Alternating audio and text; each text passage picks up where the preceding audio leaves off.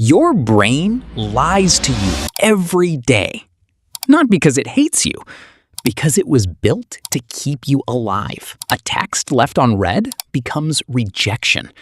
A strange look becomes judgment. One old mistake becomes proof you are not enough. And the scariest part? It does not feel like a story. It feels like reality. Watch until the end. Because once you can name the lie, you can stop living inside it. That is why this matters. Because you are not only living inside the world, you are living inside your brain's interpretation of the world. And if your brain is wrong, your whole life can feel wrong. You can be safe, but feel threatened. Loved, but feel unwanted. Capable, but feel useless. Free, but feel trapped. Alive, but feel like something is missing.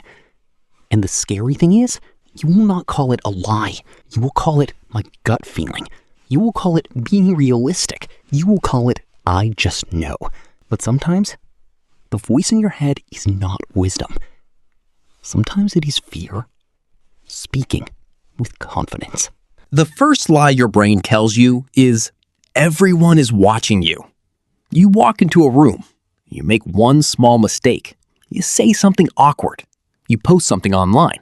And suddenly, your brain turns the entire world into an audience. It tells you they noticed. They remember. They are judging you. They think you are stupid. But here is the truth. Most people are not thinking about you. They are thinking about themselves, their face, their mistake, their insecurity, their future. Everyone is walking around with a spotlight on themselves, believing the spotlight is coming from everybody else. So your brain makes you live like you are on stage when most people are not even watching the show. And because of that lie, you shrink. You speak less. You post less. You try less. But the life you want is usually on the other side of being seen before you feel ready. The second lie your brain tells you is if it feels scary, it must be dangerous. This lie is ancient. Very ancient. There was a time when fear protected humans from real threats.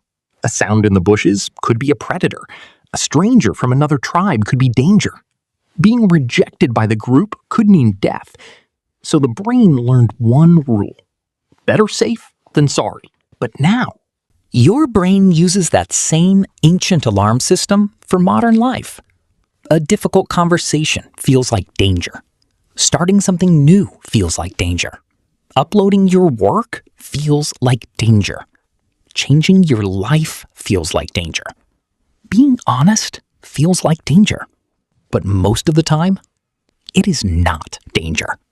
It is discomfort. And if you cannot tell the difference between danger and discomfort, your brain will keep protecting you from the life you actually want. Because growth almost always feels unsafe before it becomes normal. The first workout feels embarrassing. The first video feels awkward. The first boundary feels cruel. The first honest sentence feels terrifying.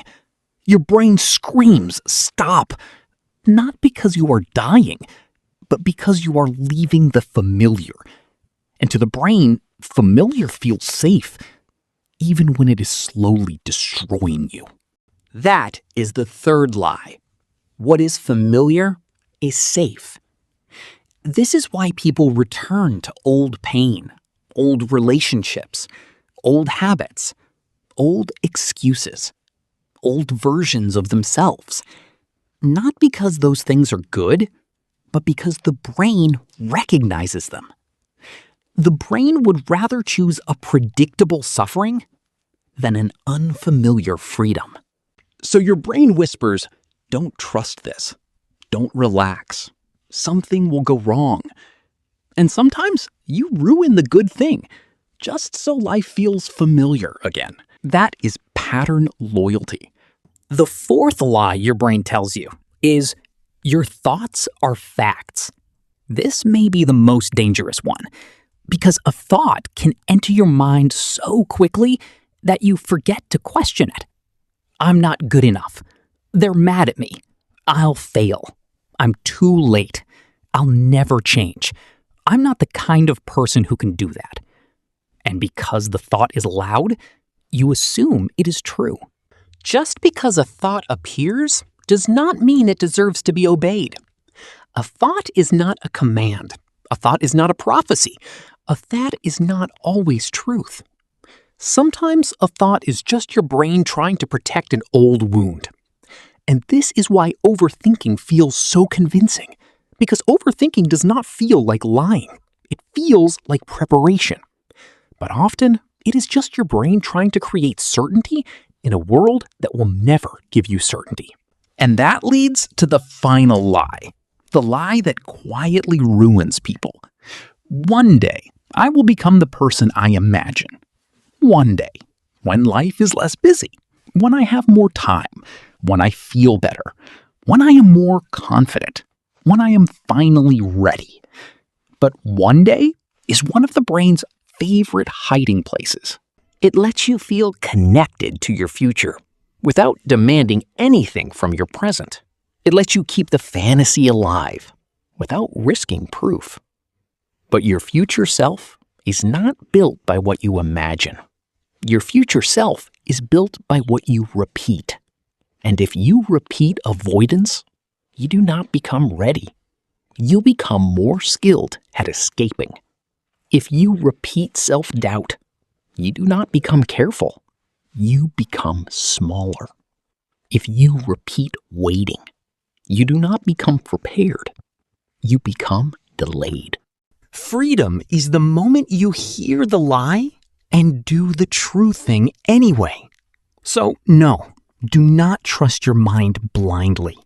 Listen to it, study it, respect it, but do not worship it. Because your brain is a survival machine, not a truth machine. And if you let survival make every decision, you may stay alive, but never truly live. Comment one word. What lie has your brain been telling you?